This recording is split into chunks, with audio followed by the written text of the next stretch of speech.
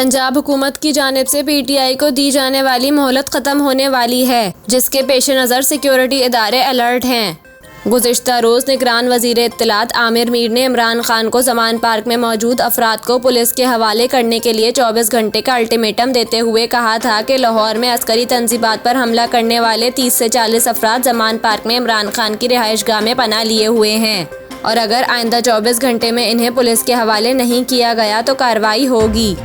पंजाब हुकूमत की जानिब से दी जाने वाली डेडलाइन ख़त्म होने के करीब है, जिसके पेश नज़र पुलिस को अलर्ट रखा गया है और ज़मान पार्क की तरफ जाने वाले तमाम रास्ते बंद कर दिए गए हैं। ज़राए का कहना है कि पुलिस और सिक्योरिटी इदारे डेडलाइन ख़त्म होने के बाद की हिकमत अमली पर गौर कर रहे हैं। ज़मान पार्क जाने वाले रास्ते मुकम्मल बंद हैं और पुलिस की भारी नफरी ज़मान पार्क के चारों अतराफ मौजूद है।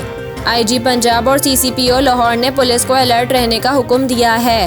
पुलिस लाइन्स किला गुंजर सिंह के करीब कंटेनर पहुंचा दिए गए हैं और इलाका मकीनों को शनाख्त के बाद दाखिले की इजाज़त दी जा रही है।